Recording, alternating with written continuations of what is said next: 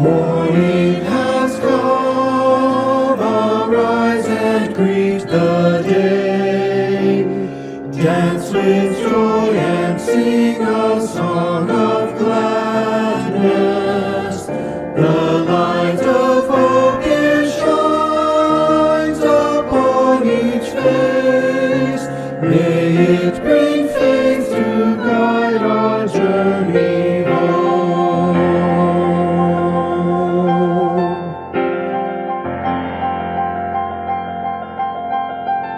A new day dawns, once more the gift is given. Wonder fills this moment shared together. The light of peace it shines upon each face. May it bring faith to guide our journey home.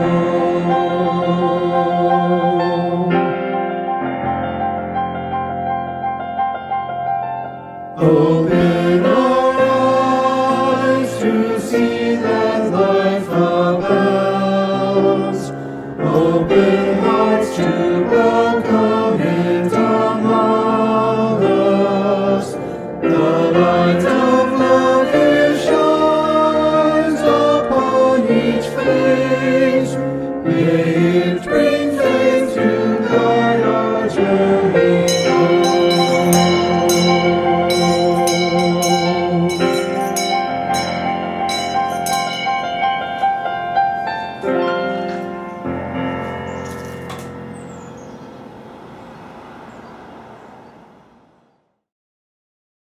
Good morning and welcome to Live Oak Unitarian Universalist Church. I'm Reverend Joanna. So glad that you could be with us here today. If this is your first time joining us, know that you are so welcome here. After the service, I invite you to go to liveoakuu.org. You're going to find a lot of different links on there, some things that might help you to know a little bit more about us. And you'll also find a link that says Just for Visitors. It's going to lead you to a Zoom room. This is right after the service. There'll be a couple of members there. And if you have any questions or just want to kind of say hello, you can do that there. Maybe even let us know a little bit about you. It is tradition in Unitarian Universalist congregations to light a chalice at the beginning of our worship services and other gatherings. And so if you have a chalice or a candle near, I invite you to draw it toward you.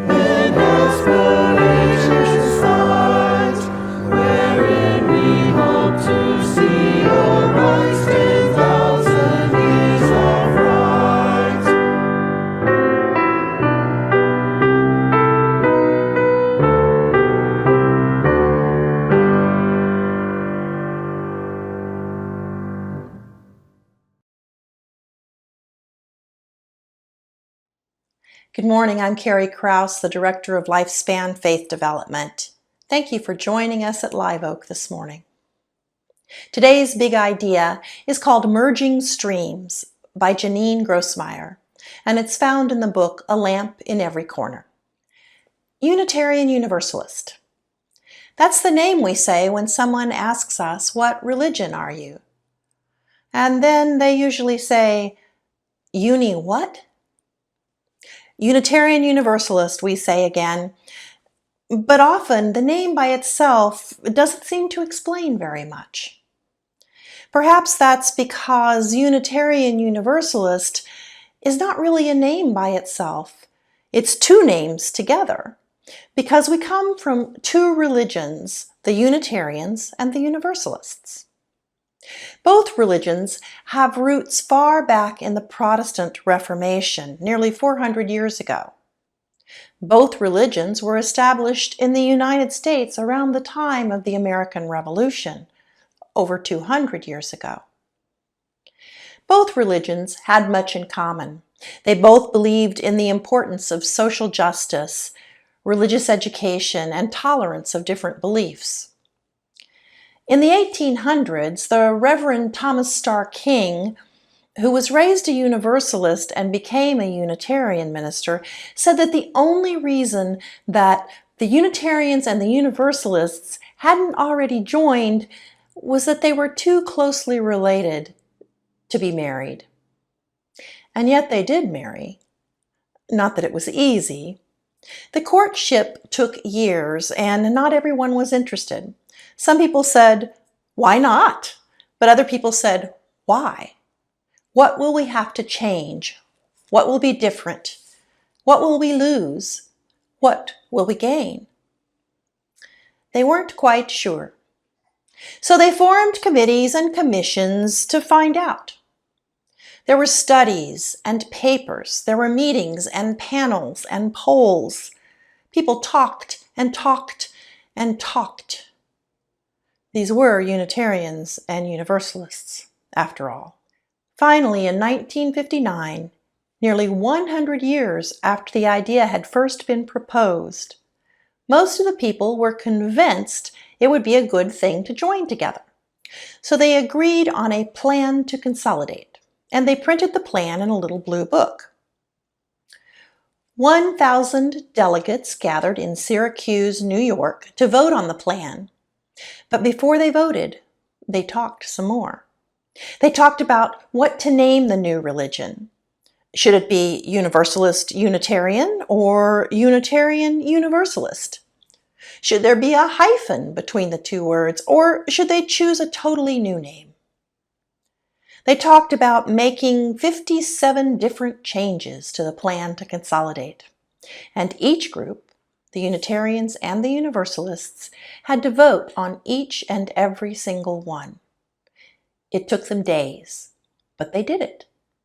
The delegates agreed on a plan to consolidate and become the Unitarian Universalist Association. And then it was up to the churches to decide whether or not to agree. Now, usually when the association held a plebiscite, votes from all people in each church instead of one vote from the church delegate, only about 20% or so of the churches would even bother to reply. But this time, in order for the consolidation to succeed, 75% of the churches had to vote, and 75% of those churches had to say, "Yes, we want to join." "It'll never happen," said some people. "You'll never get that many people to vote, let alone vote yes." But the delegates had worked too hard and too long on the plan to let the vote die. So they called each church and they asked members to vote. Vote yes or vote no, whichever you choose, but vote. And they did. But not 20%, not 50%, not 75%. Over 90% of the churches voted on that plan. And nearly 90% of them voted yes. In May of 1961, the American Unitarian Association and the Universalist Church of America consolidated with each other, and the Unitarian Universalist Association was officially formed.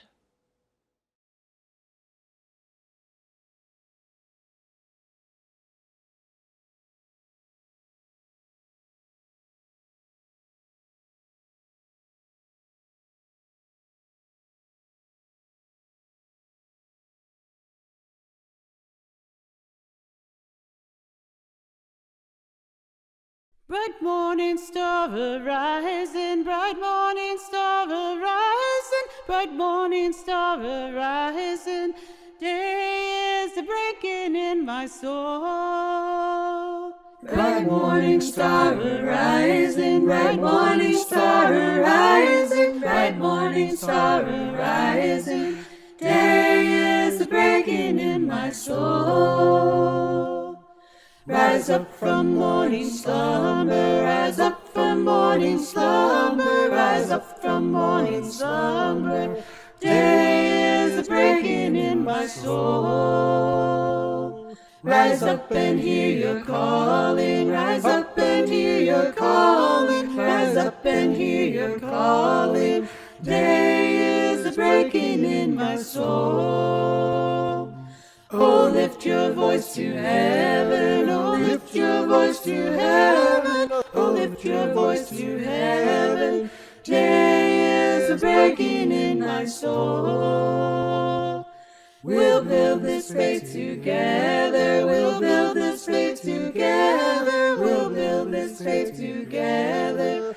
Day is breaking in my soul. Bright morning star arising, bright morning star arising, bright morning star arising.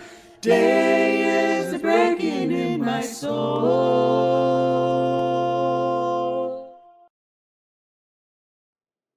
Religious historians often refer to it as the long flirtation, the period of time leading up to the consolidation of the Unitarians and the Universalists in May of 1961.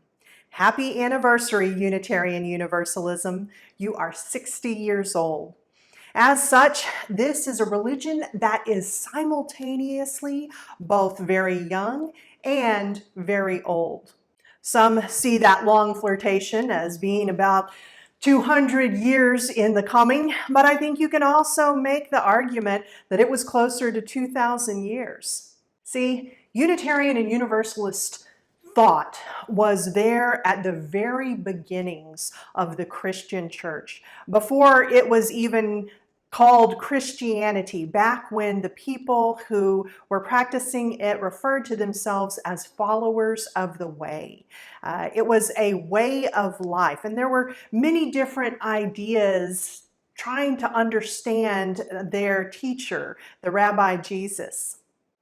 For the most part, those early church members were simply too busy trying to live their lives, live out the way of this new religion, and not be put to death by empire for them to have any definitive statements that they felt that everyone should agree with.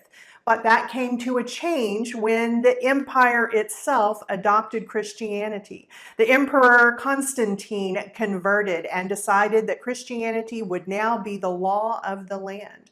And so he convened the Council of Nicaea to bring together the theologians of that day and start coming up with the rules and the regulations and the structures that they needed for this religion. There was no consensus at that time.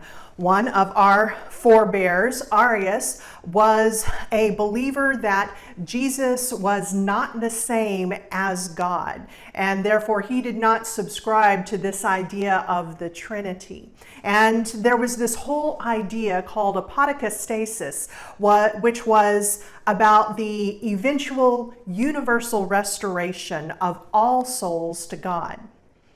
It was decided, however, that there was only one right way to believe, and so they were going to formulate what all those right ways were. And so by violence and by votes, they decided, they came up with creeds. And those who did not agree with the creeds, this was in 325 Common Era, there was going to be a problem with that because they were going to enforce this again with violence if necessary.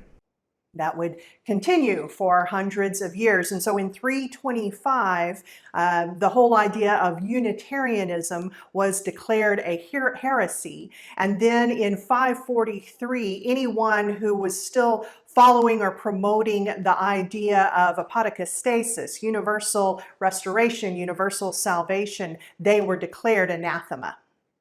People then possessing these ideas, the little u Unitarians and Universalists of their day, could and were often put to death. You can put people to death. It is much harder to put ideas to death.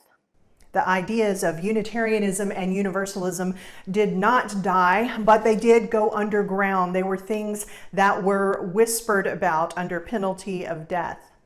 And then something happened to bring some of those ideas out into the open.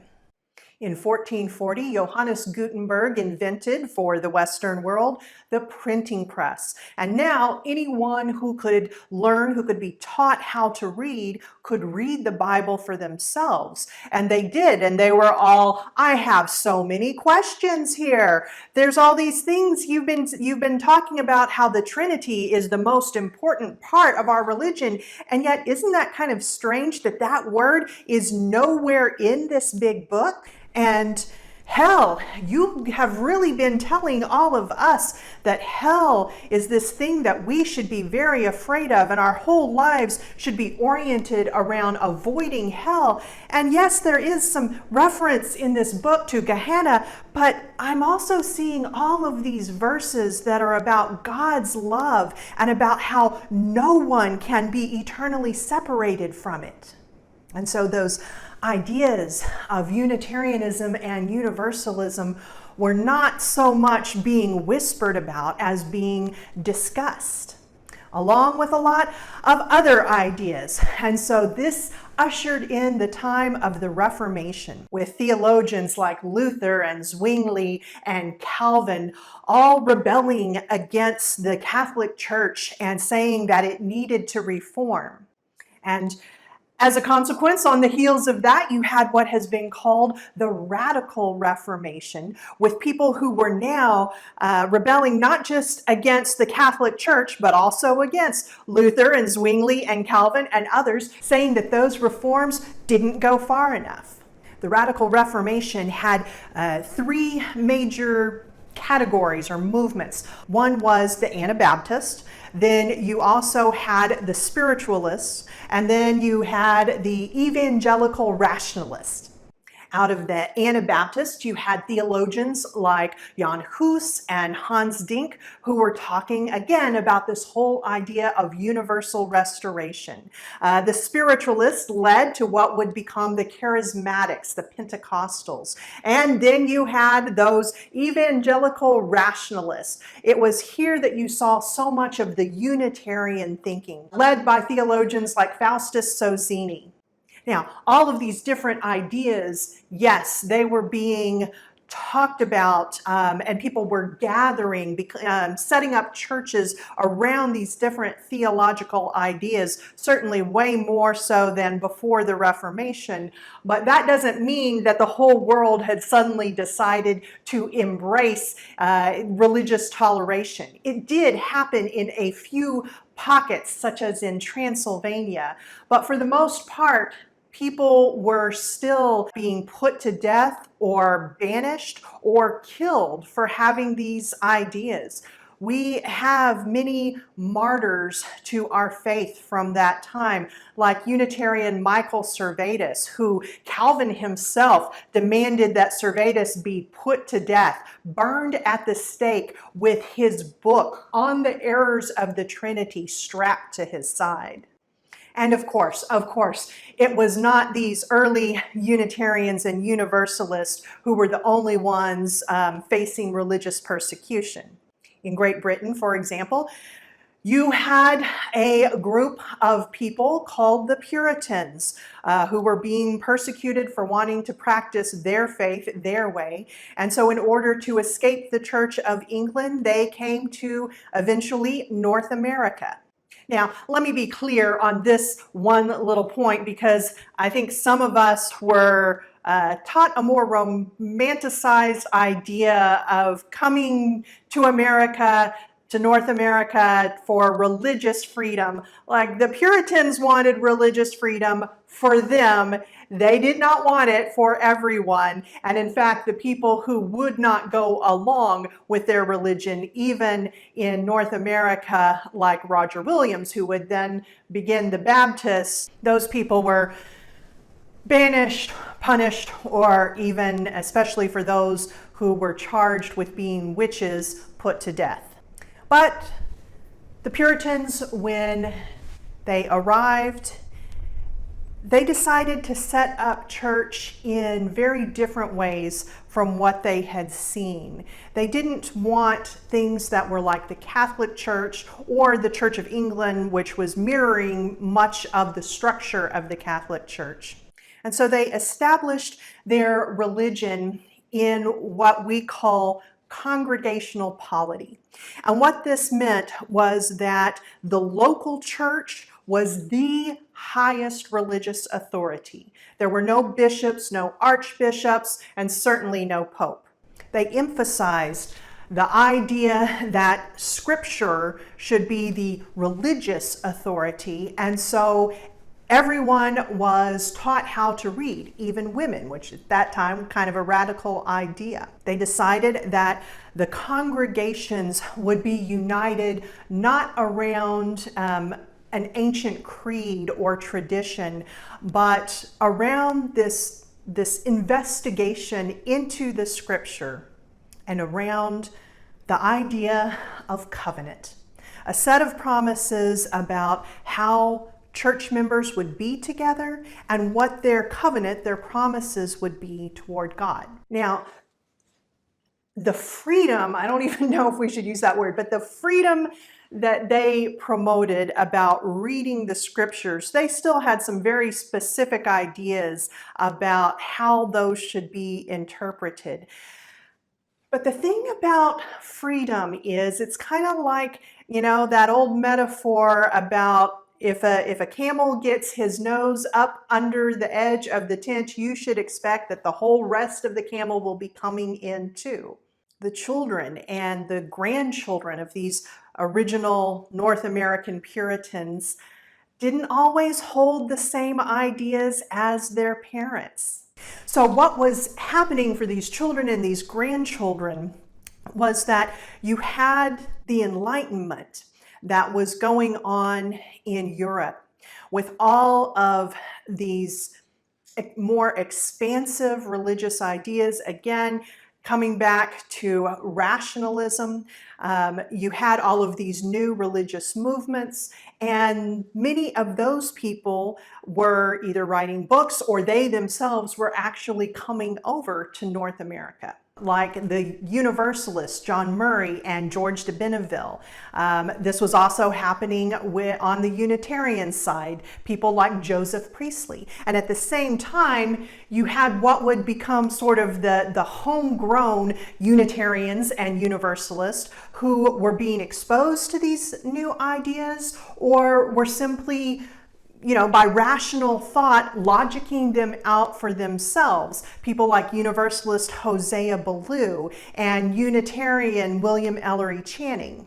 What had been the Puritan church was now the Congregationalist church, and you had some really different ideas within that, with one side being the Orthodox or the conservatives, and the other side being the liberals, who were often disdainfully called the Unitarians.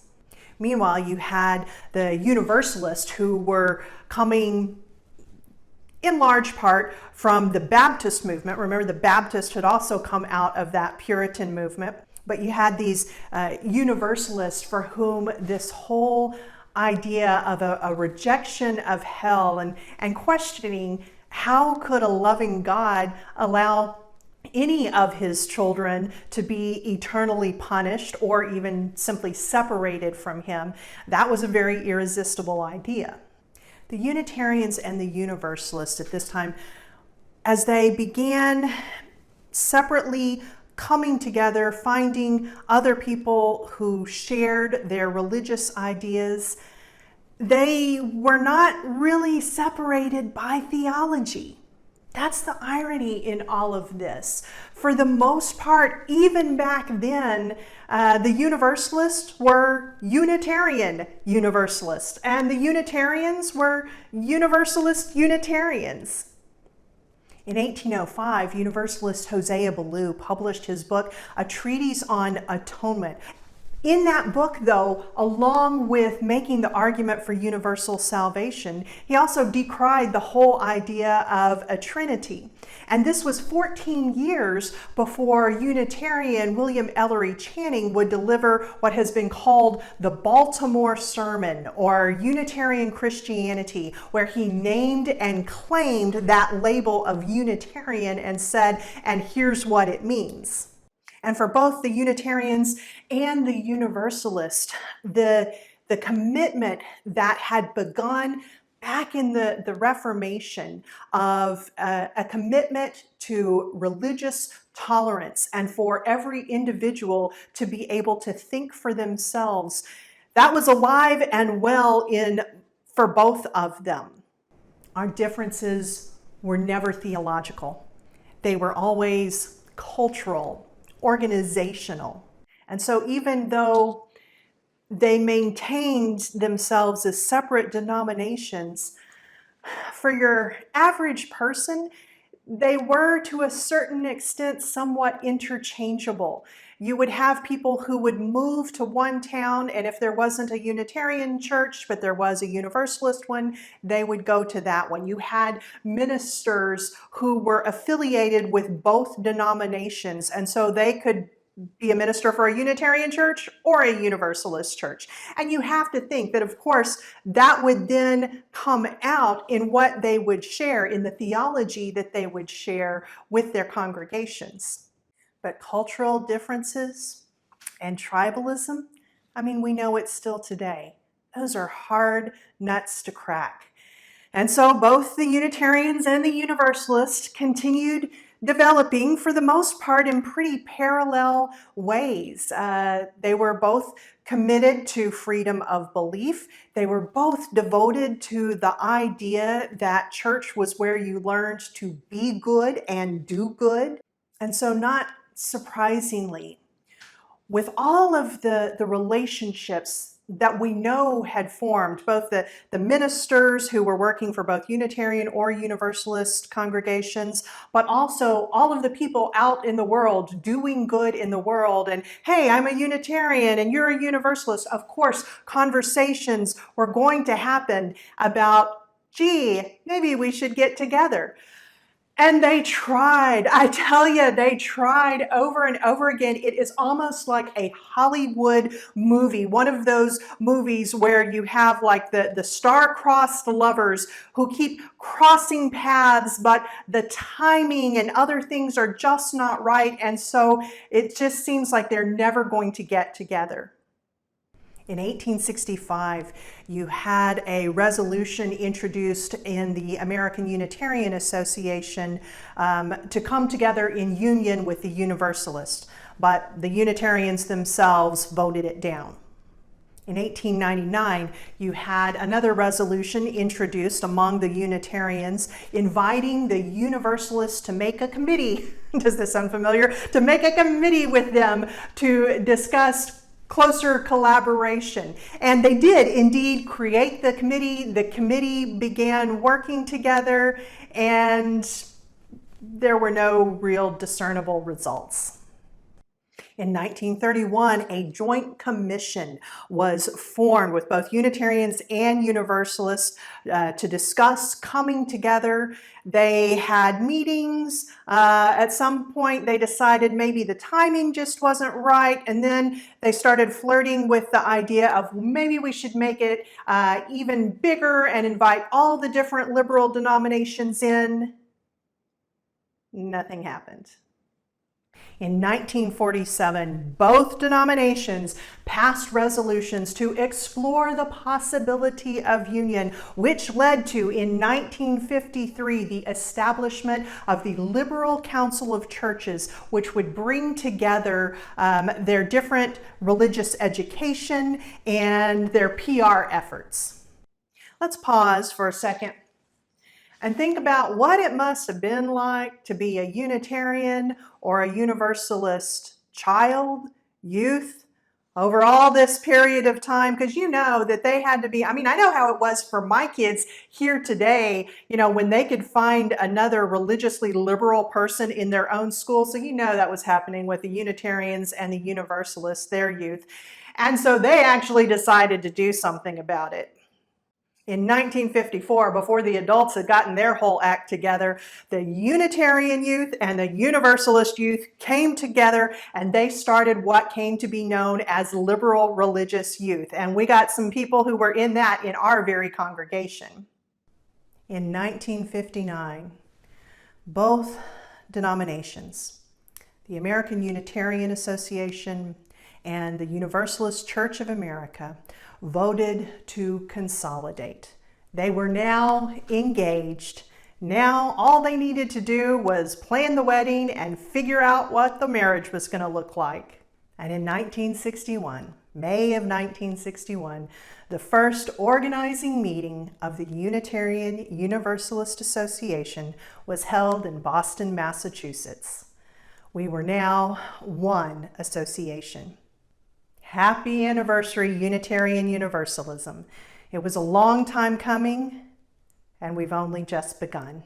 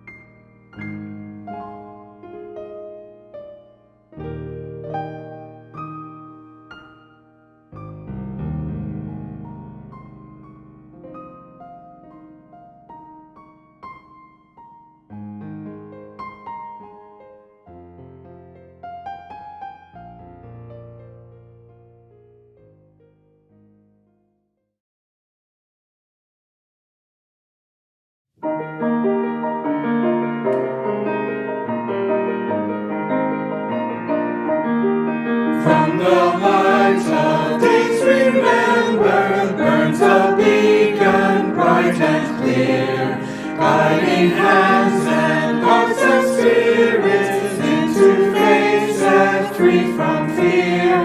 When the fire of commitment sets our mind and soul ablaze, when our hunger and our passion meet to call us on our way, when we live with deep assurance of the flame that burns within, then our promise finds fulfillment and our future can begin.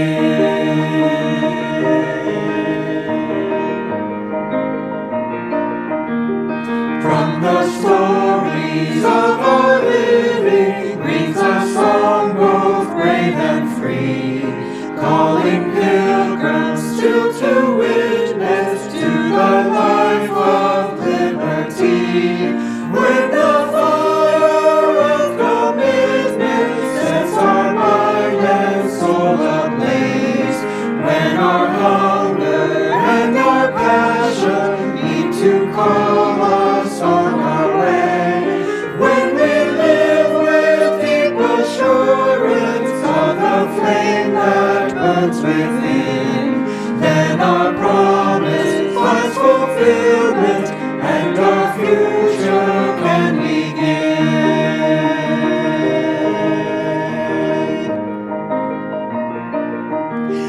From the dreams of youthful vision comes a new prophetic voice, which demands a deeper justice built by our courageous choice.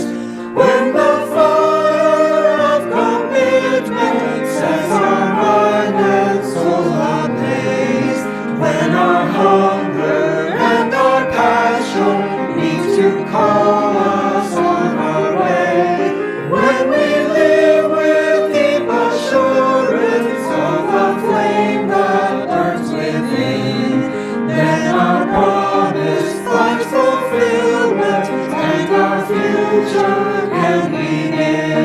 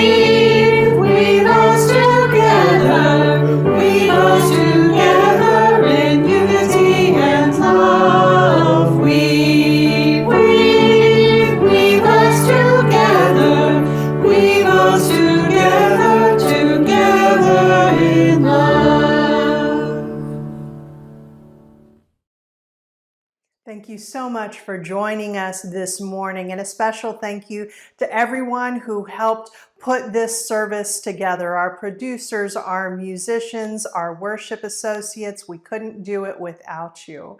And a happy Mother's Day if you celebrate that. I hope that it's a wonderful day for you. Again, if this is your first Sunday with us, I invite you to go now to liveoakuu.org, and hopefully there is lots of information there that you will be interested in. If you'd like to talk to someone, click on that link to Just for Visitors. You can also click on the link to our fellowship time. That's where we'll all be going now. It is a Zoom room where we can see each other's faces and wave at each other in our Brady Bunch blocks. And then we will be broken randomly into smaller groups where we can check in with each other, maybe discuss something from today's service. And it's a great way to get to know others. May you go forward this week celebrating this religion and your own freedom of religious belief that encourages us to embark on struggling with some of the tough questions, but knowing that when we do so, we do not do it alone. There is a whole community here that walks along with you on your spiritual journey. Go forward knowing that you are lovable and loved, and you're not alone.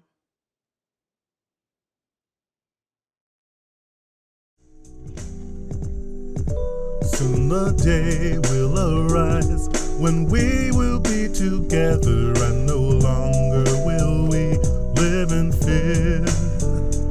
And the children will smile without wondering whether on that day thunder clouds will appear. Wait and see what a world there can be if we share, if we care, you and me. Wait and see.